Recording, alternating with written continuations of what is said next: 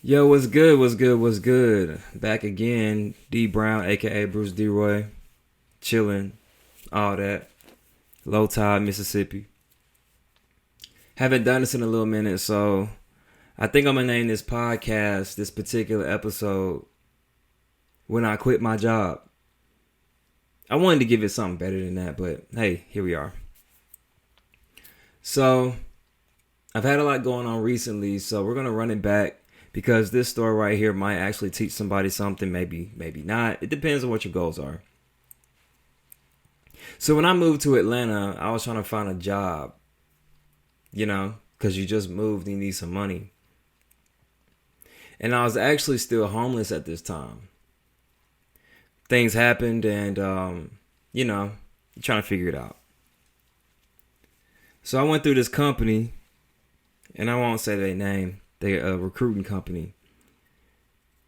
And I have an engineering degree, so to be honest with you, a lot of these jobs, in my opinion, are beneath me. Everything IT. So if you know anything about IT, it's like fixing computers, fixing printers, fixing phones, fixing a bunch of shit for people.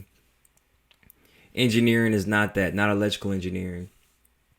It's like beyond that. You're not fixing a computer, you might be wiring a computer. So on and so forth. A little more detailed, more money. But hey, here we are. This company referred me a few positions, and one of them was a really nice corporate office-y type of world. And when I walked in and did the interview, you could tell. You really could. But the secretary lady, she was nice.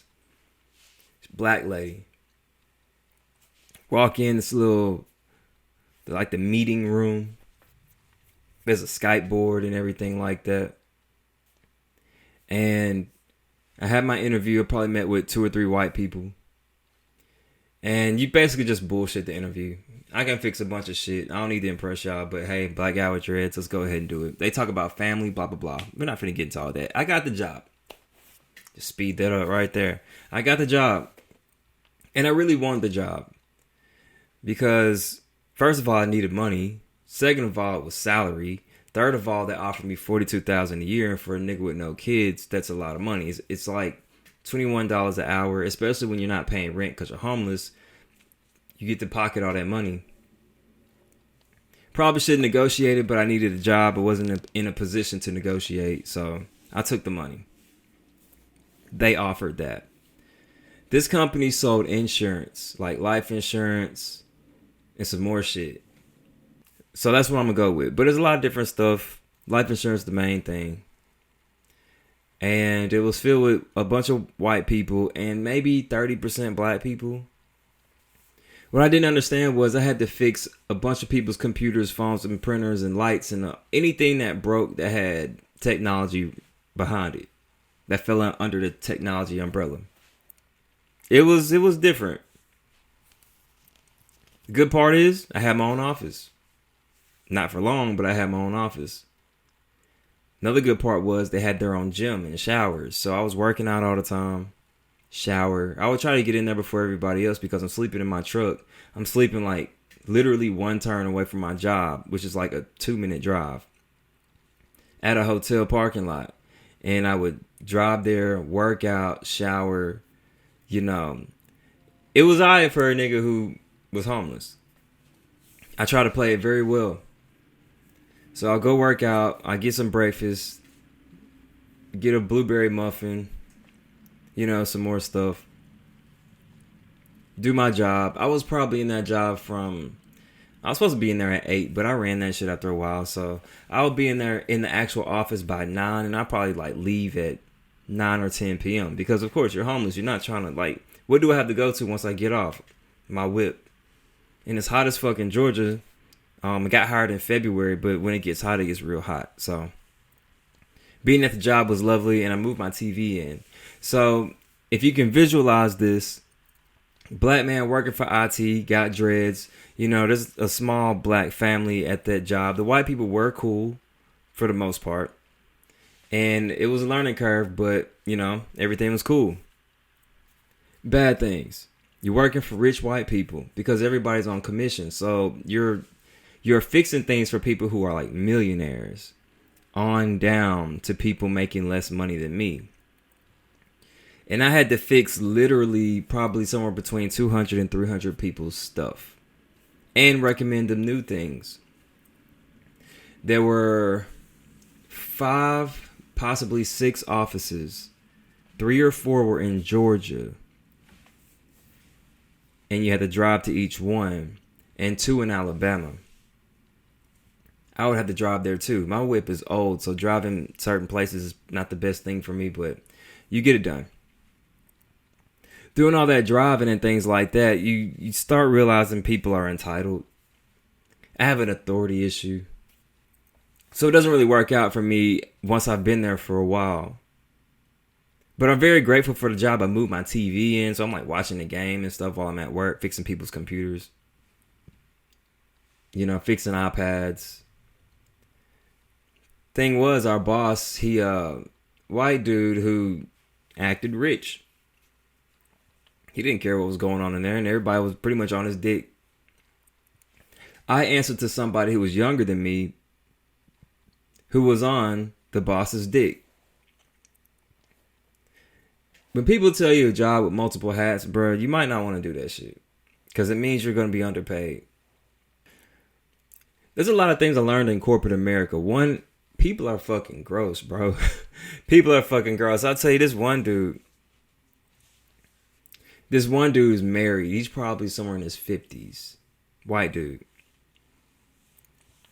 Previously got in trouble for fucking his assistant. I bullshit you not. Fucking his assistant. Before I got there.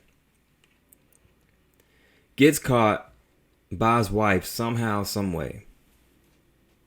Now his wife is on his ass on who he hires for his assistant. Because you need an assistant for the most, at least white people think so.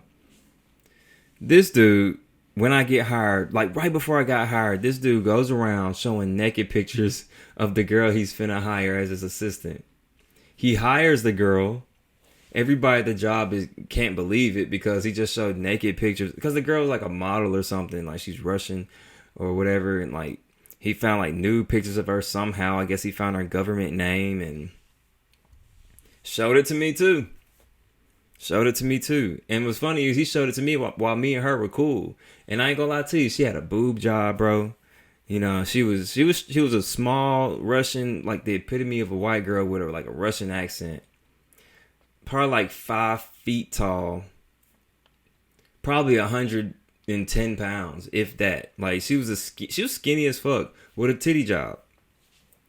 The titty job made you want to do it. Without the titties, she was a regular ass white girl. Shit like that. Probably fucked her by now. Corporate America. Bunch of rich motherfuckers. People talking to folks crazy. It felt like you was in the office, but less funny. I was getting free tickets to games and shit at the Mercedes-Benz Stadium in Atlanta. Soccer games. I was close to football games. I was close to getting that. Got to go in a VIP like club thing for basketball. Anytime the white people was like, oh man, we got extra tickets, we don't feel like going to a game, they just give them to me. I'm like, shit, hell yeah, I'll go. Fuck you think. So yeah, I worked there for almost a year, and I was just like, man, this shit alright. But I had to share my office with another black girl who was cool as hell. But yeah, leave it to the black people who got to share the office.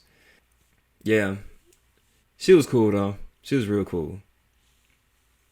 But like I said, I can't take authority for too long. Even though I was getting flown out and things like that, it was getting old. They would do like phone meetings. You would like, conference calls and stuff, and people just throwing subliminals and telling you got to do things, and they don't even know how to do it, but they're saying they're going to help you, and everything is put on me. I got to drive back and forth, left and right for a lot of things. My reimbursement money wouldn't come till a long time after. I'm homeless. My boss, the guy who's younger than me, throws me under the table sometimes, so now I got to go to the boss to like clear my name and shit that I had nothing to do with. You have headbutt situations with people. You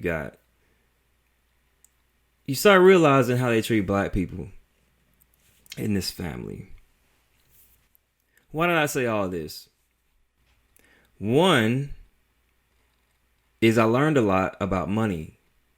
I learned about how white people make money. Stocks. Roth IRA, which is a retirement. Not the job's retirement. 401k. Your own. Don't wait on a job. Do your own retirement. Like I said, stocks. Things like that. They do a bunch of investments. After a while, I couldn't take it. There was this day that I was in the Alabama office. And this one hurt me to the core a bit because I'm from Mississippi. So going to Alabama was cool for me. Because I can just go skip and a hop to Mississippi, stay with somebody or just visit, get some Mississippi air since I've been in Atlanta for so long. I'm thinking Alabama people are gonna be nicer than Georgia people or Atlanta people. And those fucking old ass white people treat you worse. They talk to you like you ain't shit for real.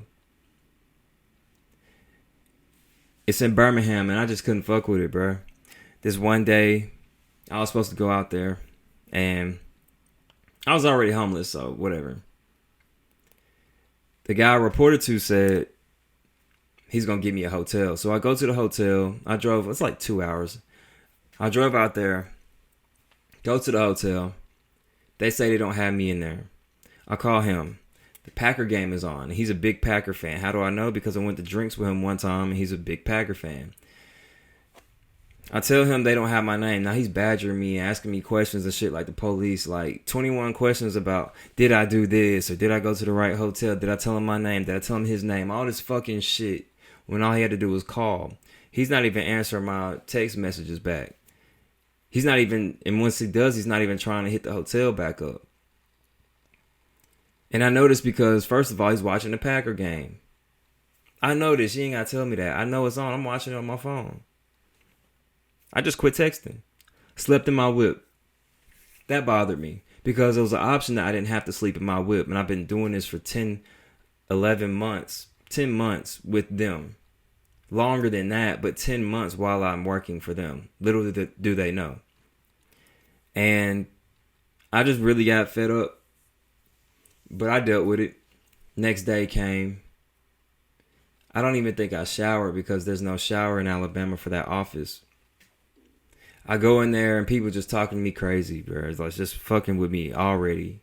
Early in the morning, 8 o'clock. I broke my back to fix all that shit. Printers, like this is like my 7th, 8th time in Alabama.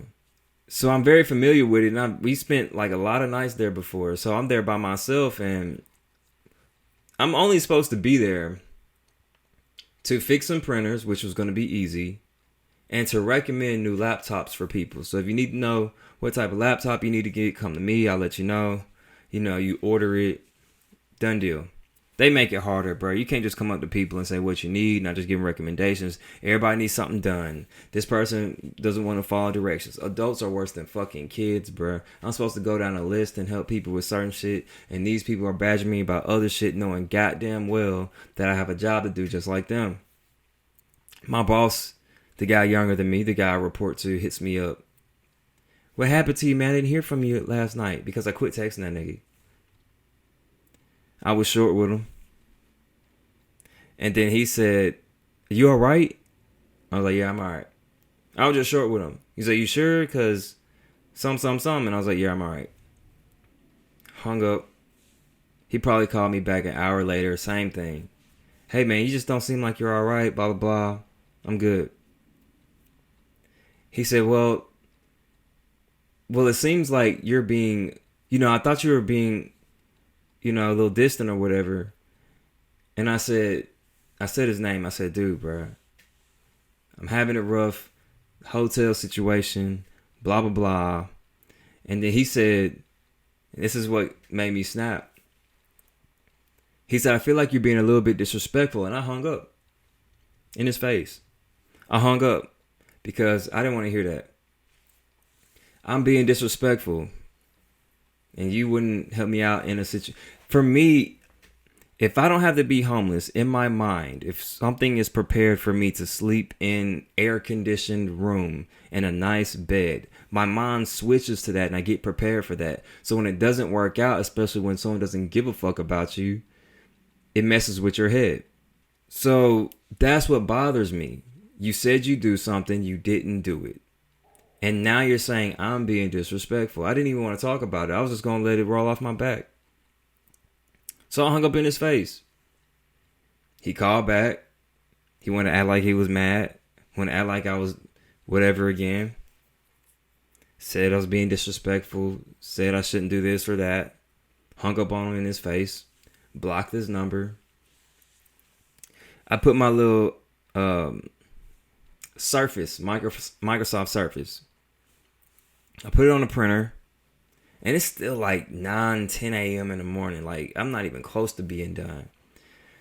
I got on that Surface and I remoted in. If you don't know what remote means, it means when I'm in Alabama, I'm going online into the computer and controlling something from another location. I remoted in from my Surface in Alabama into the printers in Atlanta. And I basically fucked the printers up. Like, it was fixable. But, you know, I shut down one of the computers that controls all the printers. Nobody knows that but me and somebody else. So nobody could print in the office that in Atlanta, that where my office is. Then I sent an email. This email I'm going to frame. This is the email that I sent. Hey guys, fuck y'all, I quit. Sincere love to the list below, and I named people that I love that were cool to me, and any other black person that I forgot. My boss is a terrible boss or chain of command, and the CEO fails to care what his employees do. Both need to reevaluate their lives. I used their names, just so people wouldn't be confused. I sent that email to somewhere between 200 and 600 people. The reason I don't remember is because it's everybody in my office and those other offices plus people who are like in the corporate area too. I wanted to make sure that I quit and I didn't have the opportunity to come back because I was done. In my mind, I said, I'm not working a 9 to 5 for anyone ever again. That was my fourth or fifth 9 to 5 in Atlanta. A bunch of bad shit kept happening. So I was just like, yeah, I'm done with this shit. So I sent that. People in Alabama are just like sad for me now. The same motherfuckers that was rude to me. Now some of them are sad. Oh man, damn, I see you on the other side type shit. You know what I'm saying? One of the dudes that was actually cool when I was getting on the elevator, he shook my hand, and you know I respect him because he never caused me no issues and he knows how hard it is and stuff like that. And I think word started getting around that I might have been homeless, at least in Atlanta. I don't believe the people in Alabama knew, but you know, whatever. So he shook my hand. One other person said goodbye to me. One of the dudes was cool. One of the dudes was a fuck nigga. White guy. Packed my shit and quit. I left their Surface. I didn't take their Microsoft Surface, but I took that charger because it had like 6-7 ports on that bitch. I could charge my iPhone, someone else's phone, an Android, goddamn. My fucking camera. I could charge a bunch of shit with that. So I took that shit with me. So yeah, man, I said that story for this reason. I quit because I wanted to follow my dreams finally. Homeless or not, I have blind faith in myself. So if you need any motivation or anything like that, you don't need a job to make it. You really don't. Have faith, work for it. And now I'm a self-employed photographer, also an actor. We'll get into that. Turn up, you know what I'm saying? I'll give you a tidbit. I work for Tyler Perry. We'll keep that on the wraps right now. So yeah, we'll keep that under wraps. So anyway, thanks for listening. Low Tide, Dee Brown, Bruce D. Roy, Mississippi. Hope y'all enjoyed the story. Don't lock yourself down with people who don't love you or believe in you. Go for your passion. Time is non-refundable. Deuces, we out. You so dope. Better than a drink in my coat. More like the tree in my smoke. If you wanna rock this boat, then we can ride out. You so dope. I'ma get you in your zone. Then we can be alone. Go ahead and kill your phone so we can ride out. You so dope. What? so dope. You so dope. You so dope. You so dope. You so dope. You so.